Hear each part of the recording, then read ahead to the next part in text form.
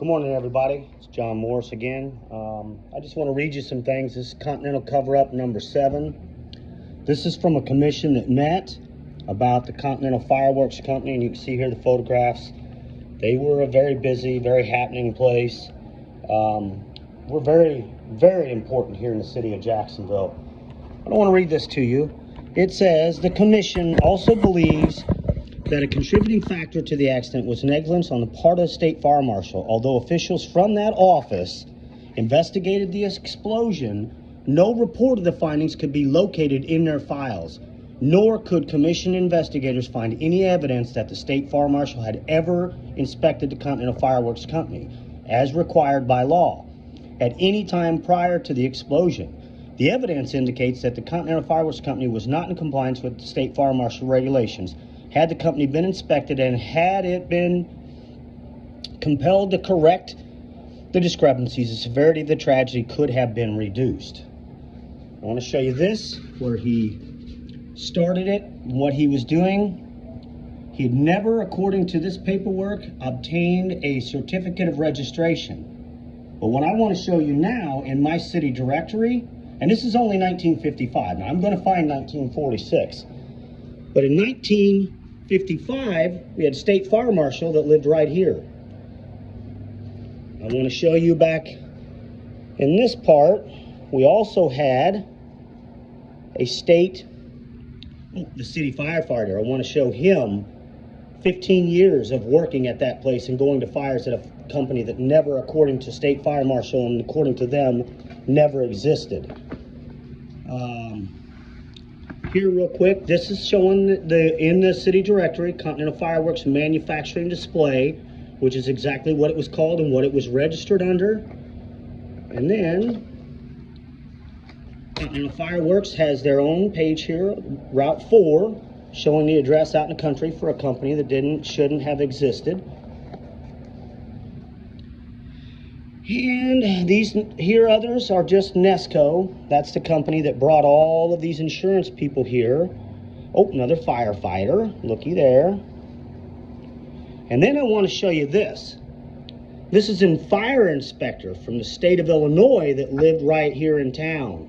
Completely helped these people, being the state fire marshal, accept it. Something I want to point out, and I want to apologize to those to see my dad's body, and it's not the body's covered, the head is covered, and I want to make sure of that. But I want to show this because I now know who this fireman is, and I know that he placed that board by my dad's body, and I know why they have his head covered up there. There is another photograph of my dad's body uncovered that's very, very descriptive. I just don't know how to describe it. But my point with the state fire marshal is the acceptance of this company. They're the ones that made it all very happening, because I can show you the dates of all the things that happened. Here's the top here, Curry May. He is the nephew of the director of the state fire marshal that lived right there. He was the foreman on my dad's inquest, which is really, I'm not even going to go there. Paperwork that was signed in 1972, allowing someone to sue for a car. Again, I have the inside groove on all these things, and I'm going to be reaching to the outside. I'm not going to ever talk to anyone here, but I want to put these on YouTube. But I don't want any help from anyone here, because now they're telling me that there's technically no statute of limitations, because the other boy who died out there, his death was never talked about.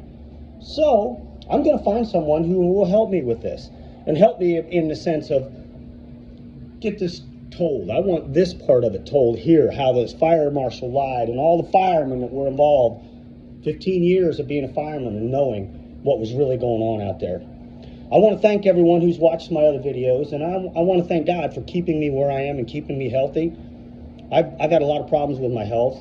I've mentioned that before, and part of it is I'm not going to let this get me down. My mom let these people get her down. They lied, they told her lies, they did everything until she passed with absolutely nothing.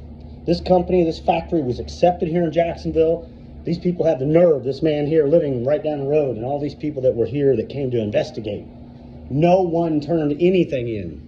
No one in authority turned anything in. They took it off of the sheriff and one other person, the supposed hero. I have letters from state policemen who tell different about what happened, and none of that was used.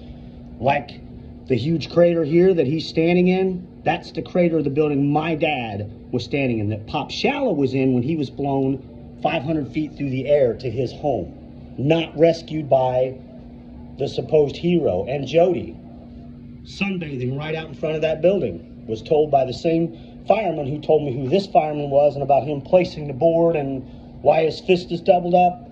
I know all of it. I know all of it. Not going anywhere. I want people to know that. My mom did not deserve to be treated like this. Jody, I didn't say it yesterday. I'll say it today, and I'm sorry I've missed so many things. Happy birthday to you.